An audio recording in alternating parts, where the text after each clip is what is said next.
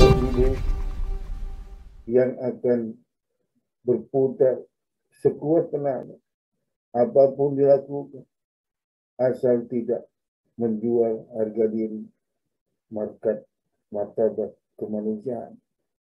Sosok ibu tidak akan pernah rela dan ikhlas putra putri anak-anaknya perutnya kosong. Sosok ibu juga tidak akan pernah ikhlas putra putri anak-anaknya putus sekolah, apapun dilakukan dengan kasih sayang dan cinta sejati. Doa dan ridho ibu adalah ijabah dan ridho Allah Subhanahu wa Ta'ala.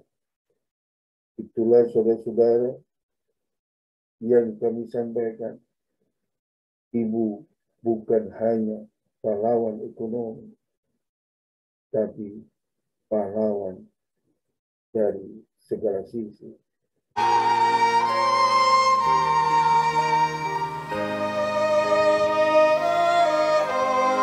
Dan bahasa kita bela bersama Indonesia pusaka, Indonesia tercinta, bangsa dan bahasa kita bela bersama Indonesia pusaka,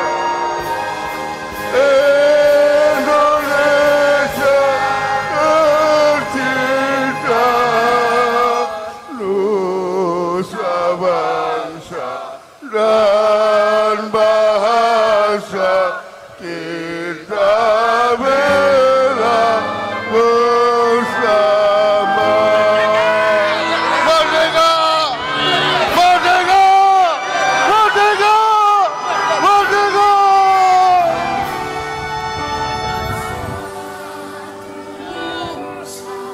Satu bangsa, satu bahasa kita, tanah air pasti jaya untuk selama-lamanya. Indonesia pusaka, Indonesia tercinta, nusa bangsa dan bahasa kita bela bersama.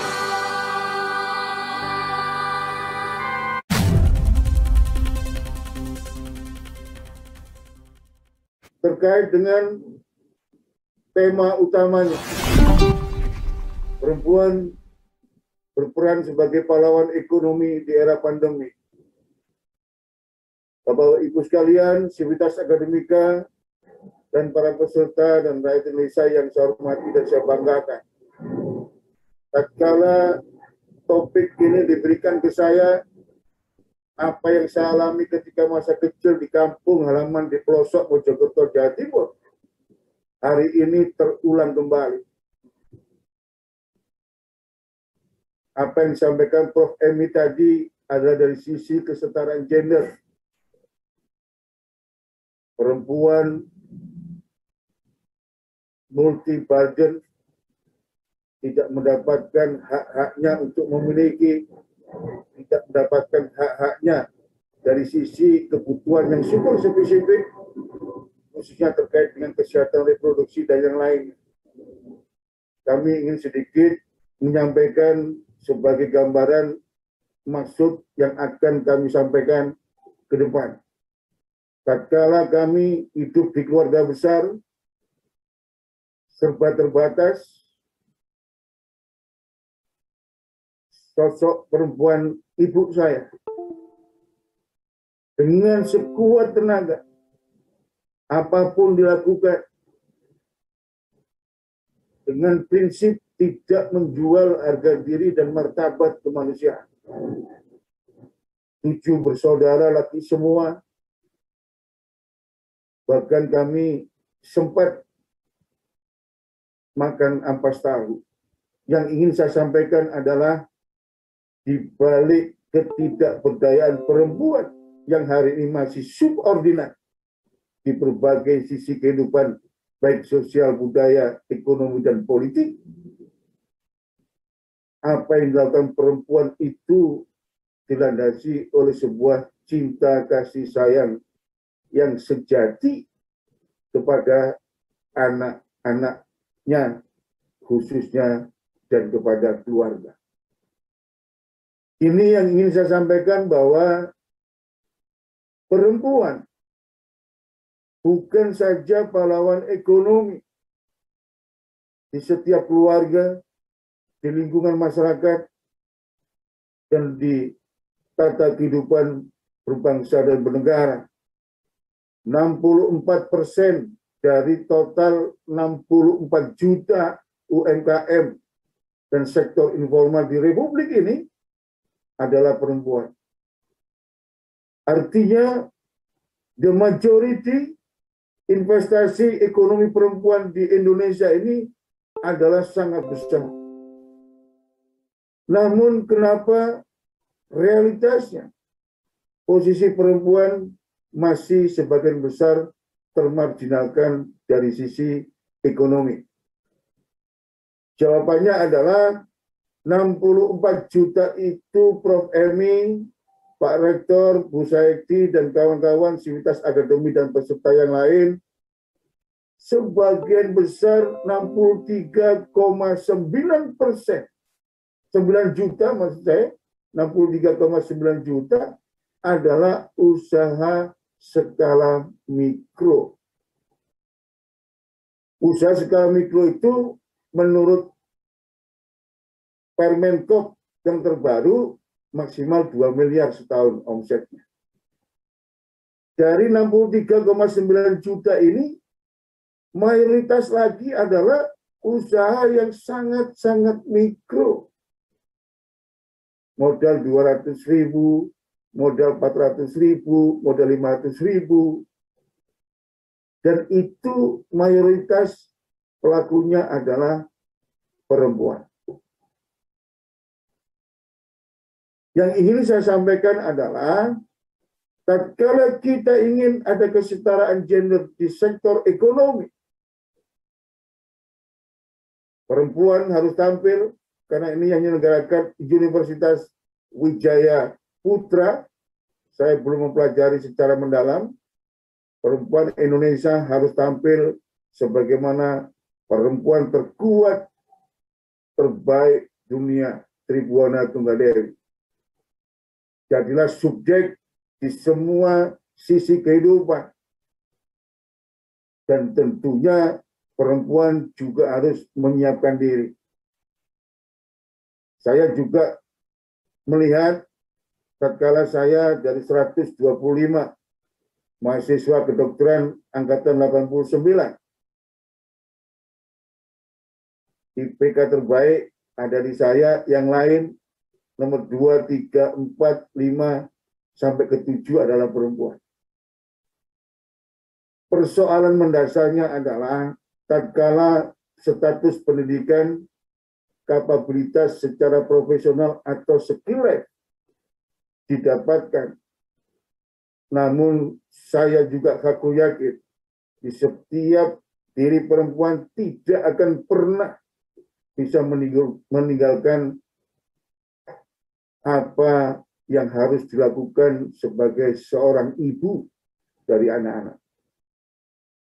Itulah yang melandasi kenapa perempuan hari ini tatkala anaknya terancam tidak makan, tatkala anaknya terancam tidak sekolah, dampak akibat mata pencarian keluarga belum memenuhi sebagaimana yang saya alami pada saat kecil dulu, maka perempuan dengan gaji 50% di bawah laki-laki dengan tidak ada perlindungan dan risiko untuk mendapatkan kecelakaan kerja atau penyakit yang bisa terdampak dari pekerjaan itu terus dilakukan karena landasan kasih sayang cinta sejati kepada anak-anaknya.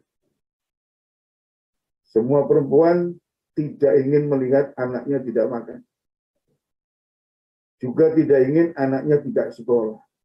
Oleh karena itu, mumpung ini penyelenggaranya di Jawa Timur, gubernurnya juga perempuan, Mbak Khofifah Indar Parawangsa, apa yang disampaikan Prof. Emi, tadi juga dari wali kota diwakili oleh PLT yang juga perempuan, Bu Anti,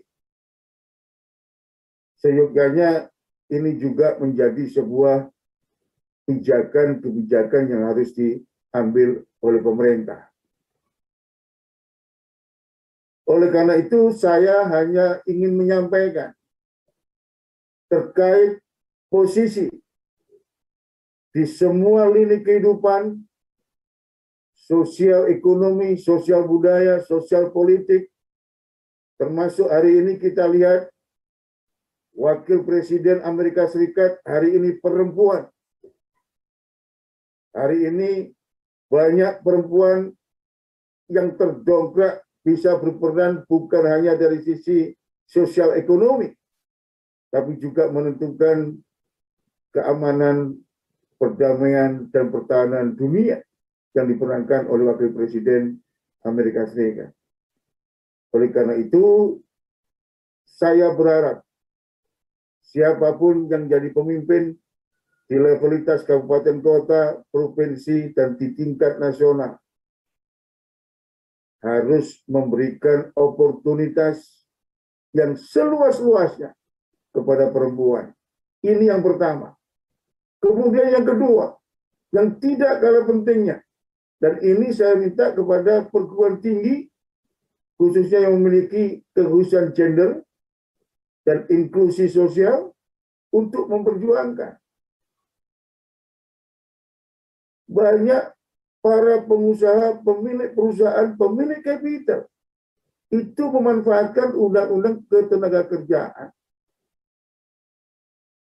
Hampir sebagian besar usaha yang ada di Republik ini, persyaratan untuk menjadi formal seperti dikatakan Prof. Emi tadi, itu kadang-kadang dikurangi jadi informal. Sehingga hak-hak perlindungan terhadap BPJS Ketenagakerjaan, hak untuk special need perempuan juga nggak bisa didapatkan oleh pekerja perempuan.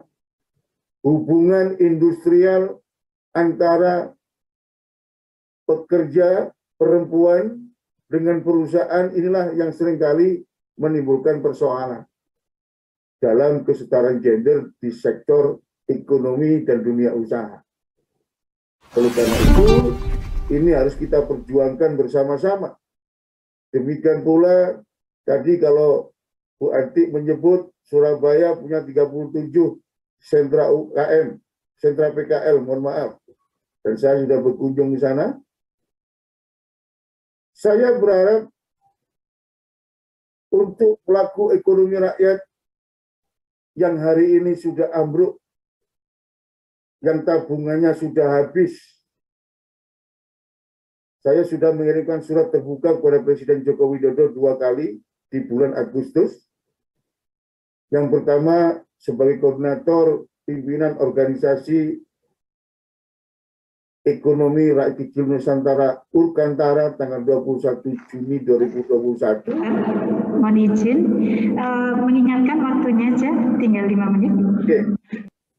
21, yang kedua tanggal 10 Agustus kemarin. Saya minta kabupaten kota memberikan garansi kepada lembaga perbankan agar UMKM dan sektor informal bisa akses permodalan. Kemudian menjadi garantor kepada lembaga perbankan agar BI checking diputihkan dan beban bunga bisa diputihkan pula. Kemudian yang terakhir yang ingin saya sampaikan terkait dengan pahlawan ekonomi bagi perempuan. Ini sekilas saja saya sampaikan. Hari ini perempuan lebih kreatif dan lebih inovatif dibandingkan laki-laki dalam menambah penghasilan keluarga. Hari ini perempuan membangun komunitas basis terhilir di lingkungan RT, RW, pengajian, masjid, saling menawarkan barang pakai grup WA dan sebagainya. Oleh karena itu, saya terus-menerus meminta kepada pelaku ekonomi rakyat secara keseluruhan. Satu-satunya jalan hari ini adalah membangun pasar di wilayah teritori paling hilir, di lingkungan RT, antar teman, di pengajian, di Karang Taruna, di masjid, dengan gerakan ekonomi dari, oleh, dan untuk rakyat. Dan 2 hari yang lalu sudah saya canangkan, mari kita beli dagangan, warung, toko, kuliner, tetangga sendiri, kawan kita sendiri, di lingkungan kita sendiri. Kita harus bergandengan tangan, bergotong royong, dan kebersamaan menangani pandemi COVID-19 ini. Jadi kesimpulan saya, Bu Sayekti, di tengah pandemi, peran perempuan sangat sentral untuk menjaga psikologi keluarga. Yang kedua, untuk menjaga keberlanjutan kebutuhan pokok sehari-hari. Yang ketiga yang tidak kalah penting, untuk mendampingi anak-anak bangsa yang hari ini tidak bisa sekolah atau kuliah offline. Dan yang terakhir, peran perempuan di era pandemi ini yang sangat sentral adalah perempuanlah yang tidak memiliki gengsi, tidak seperti laki-laki. Karena dia berlandaskan kesejahteraan, cinta kasih, dan sayang dan cinta, yang awalnya tukang nongkrong, tukang arisan, hari ini jualan masakan, jualan sepatu, jualan kebutuhan pokok antar teman dan sebagainya. Oleh karena itu, perempuan harus ditempatkan secara proporsional karena perannya sangat besar di era pandemi COVID-19. Terima kasih, kurang lebihnya mohon maaf. Assalamualaikum warahmatullahi wabarakatuh. Waalaikumsalam. Terima kasih. Saya sampaikan kepada Bapak Dokter yang telah menyampaikan materinya. Ya, sangat menarik sekali. Saya highlight benar ya untuk materi dari Bapak Dokter itu. Yang penting itu adalah yang pertama, bahwa perempuan itu kuat. Di masa pandemi ini, perempuan itu memiliki kekuatan melebihi kaum laki-laki. Dan perempuan itu kreatif dan inovatif di masa pandemi ini. Kemudian dari sekian banyak, dari 64 juta UMKM itu ternyata sebagian besar itu adalah usaha-usaha yang sangat-sangat mikro dan yang dikendalikan oleh para perempuan dengan modal 100.000, 200.000, dan 300.000. Dan hanya sekian skala usaha mikro yang bermodalkan 2 miliar ke atas. Mungkin itu yang bisa saya sampaikan, meng-highlight daripada materi yang sudah disampaikan oleh Bapak Dr. Ali Maksun Atmo MPMed. Ya, Atau Pak Masud menambahkan dulu. dulu aja, terbuyur. Baru buka sesi lagi. Ya, terima kasih. Yang pertama, saya menjawab yang umum-umum aja lah. Jadi memang kondisi hari ini, sebagaimana yang saya alami waktu kecil dan hari ini 1 tahun 5 bulan, saya keliling ke tanah air ketika pandemi, memang perempuan itu hari ini punya peran yang sangat sentral. Yang pertama, menjaga keseimbangan kondisi psikologi di keluarga. Biasanya kan bapak-bapak itu cuek bebek loh, ya, yang penting ngasih uang, kemudian kalau punya uang banyak anaknya diajak ke mall, kan begitu ya. Tidak begitu banyak perhatian kepada anak. Oleh karena itu, peranan perempuan dalam kondisi pandemi COVID-19 yang mengharuskan ada pembatasan mobilitas, stay at home, itu sangat penting. lebih kalau perempuannya ini memiliki sebuah kesalehan yang tebal gitu ya, karena COVID-19 ini kan harus dihadapi dengan selalu bersyukur sehingga hati kita, jiwa kita tenang dan damai. Di sisi yang lain perempuan, ya kalau bahasa simpel saya itu begini, kalau laki-laki itu uang 1.000, 2.000, 5.000 di dompet itu biasanya dilepas gitu, ya. Ini memenuhi dompet gitu. Tapi kalau perempuan uang 100 perak ada di tas. Artinya memang itu kodratnya perempuan dalam kondisi yang sangat sempit, dia bisa mencukup-cukupkan, bisa mengukur dan sebagainya. Dan itu saya kira hari ini terjadi di seluruh Indonesia. Kemudian yang ketiga, dalam konteks secara keseluruhan, kesetaraan gender di era pandemi COVID-19 ini dan kemajuan teknologi digital ekonomi, sebenarnya peluang perempuan hari ini dibuka sangat luas dan sangat besar. Karena perempuan itu punya psikologi yang khusus, dia lebih ulet, lebih telaten, lebih teliti dibanding laki-laki gitu ya. Dan hari ini tidak harus bekerja di luar rumah, tapi menggunakan teknologi digital bisa membangun seperti dikatakan oleh Dr.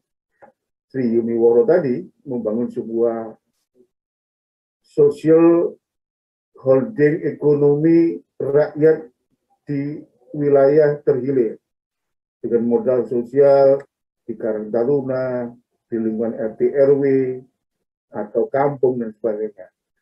Jadi hari ini sebenarnya tuntutan kesetaraan gender itu lebih berpeluang terjawab dengan kemajuan teknologi. Perempuan di rumah bisa mengendalikan apa yang dilakukan di luar rumah, sehingga peran-peran ganda atau multi burden itu bisa dilakukan dengan baik.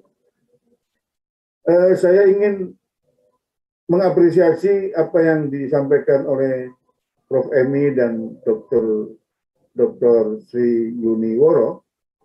Kami punya konsep dan ini sudah kami lakukan, adalah kita hari ini, seperti saya katakan tadi, kalau kita ingin pedagang kaki lima, petani, nelayan, juga perempuan memiliki hak untuk memiliki hak untuk mempunyai kekuatan dan sebagainya, atau sebagai subjek dalam perputaran ekonomi, maka harus ada sebuah holding sosial ekonomi rakyat. Konsep dasarnya adalah semua yang terlibat, kalau bahasanya Dr. Sri Yuniworo tadi, sosial wirausaha, social entrepreneurship, itu harus memiliki saham. Tatkala ada saham, ada kepemilikan di dalam holding sosial ekonomi rakyat ini, hak-hak perempuan yang tadi disampaikan Prof. Emi akan terjawab di situ.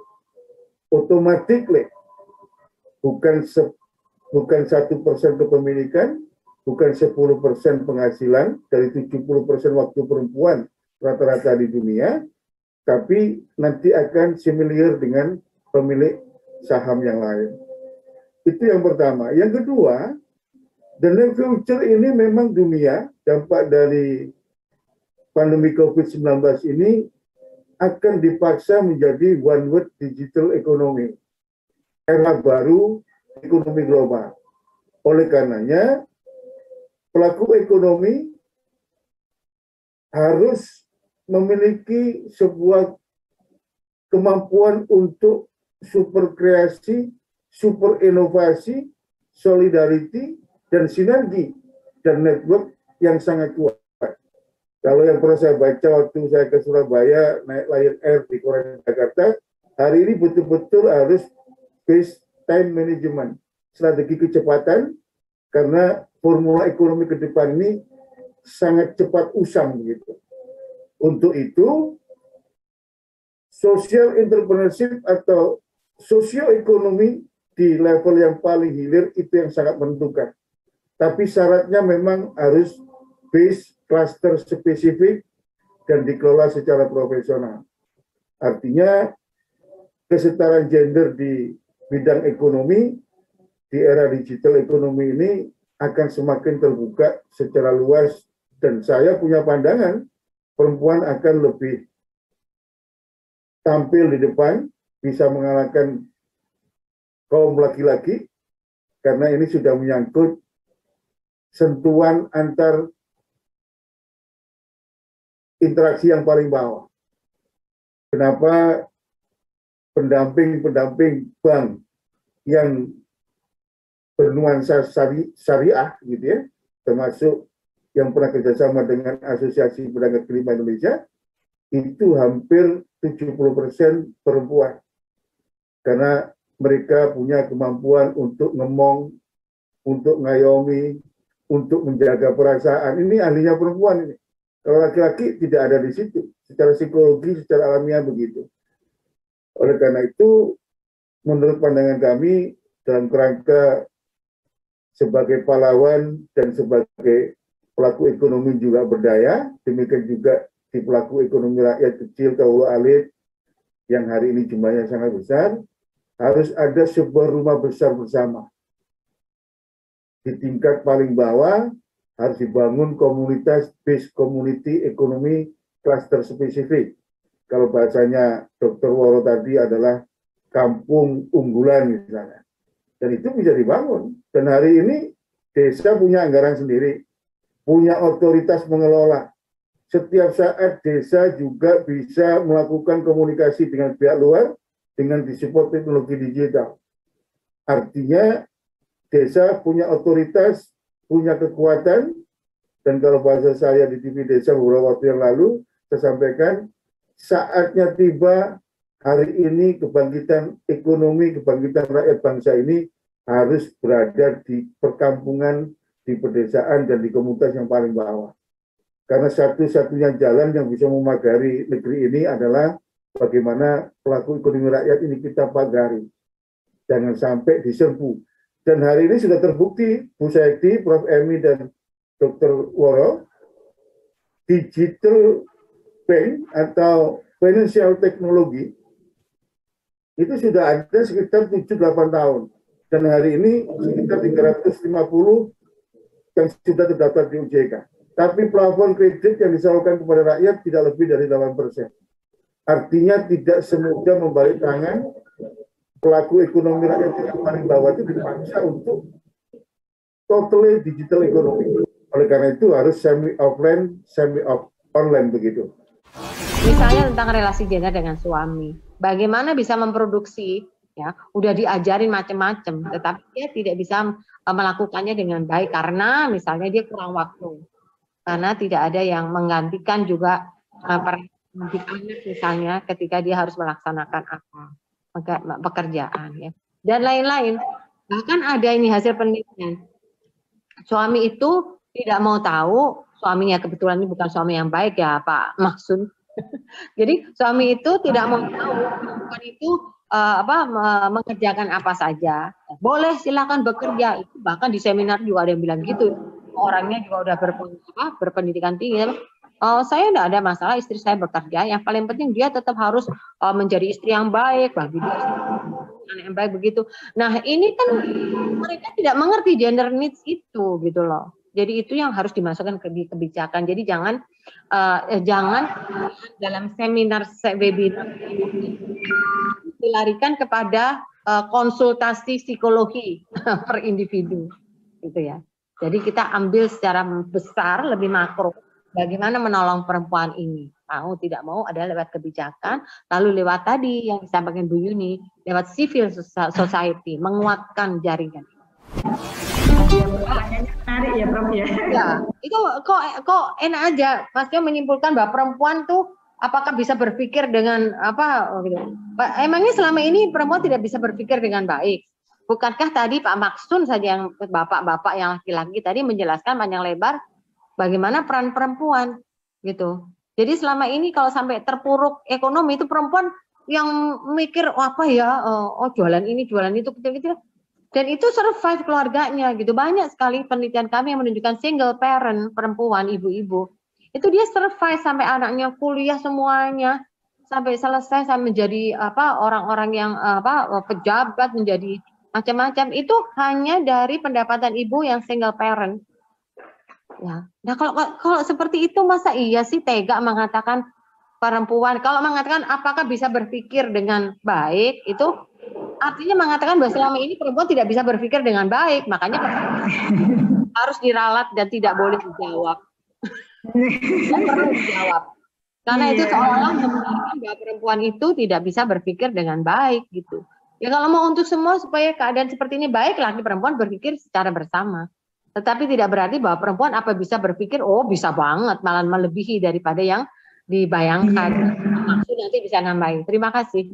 Iya, terima kasih Prof. Mungkin Pak Ferdinandusnya mana ya ini? Aku belum muncul ya Prof ya kayaknya. Oke, Prof ini Bu Yekti, setiap acara itu selalu ada orang-orang yang sangat bias gender. Iya, betul Prof. Selalu kita temui itu.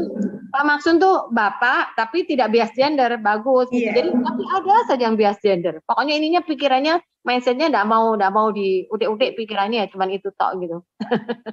Monggo.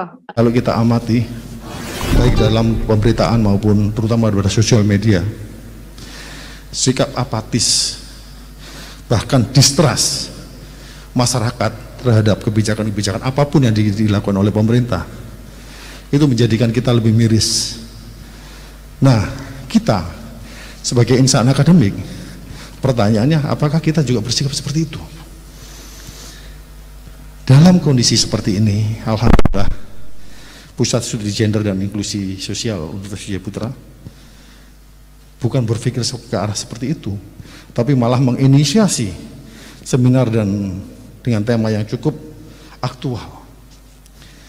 Dari penyelenggaraan seminar ini, saya berharap di samping menjadi media komunikasi serta silaturahmi di antara para peserta, khususnya dari kalangan akademisi dengan instansi pemerintah, badan riset dan pengembangan, memiliki kepedulian tinggi yang tinggi terhadap kajian-kajian berkaitan dengan kesetaraan gender dan inklusi.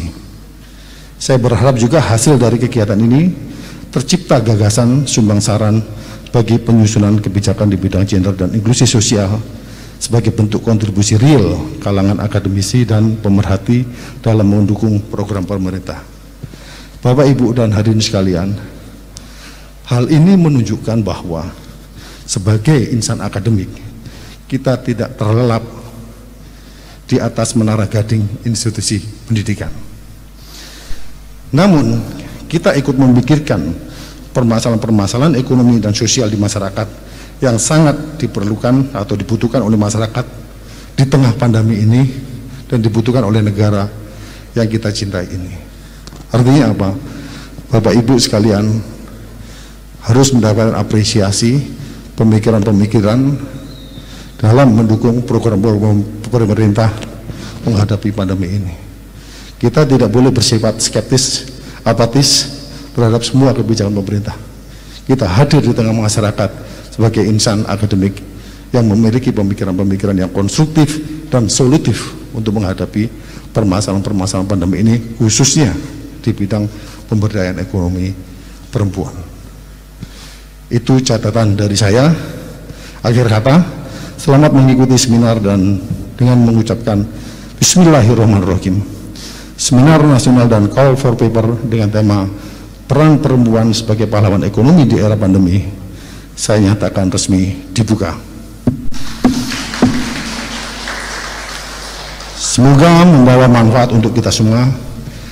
Billahi taufiq wal hidayah. Wassalamualaikum warahmatullahi wabarakatuh. Baik, untuk acara selanjutnya adalah penyerahan sertifikat oleh Bapak Dr. Taufikur Rahman SH.M.Hum kepada seluruh narasumber kita.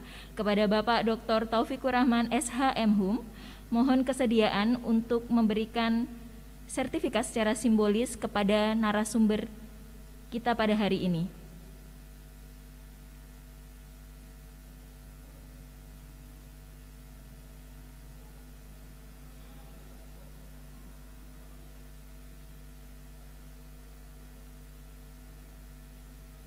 Yang pertama, sertifikat diberikan kepada Ibu Profesor Dr. Emi Susanti MA.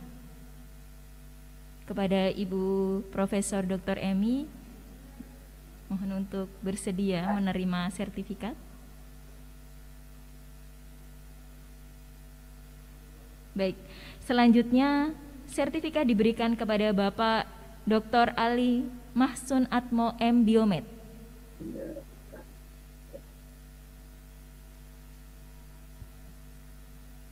Baik.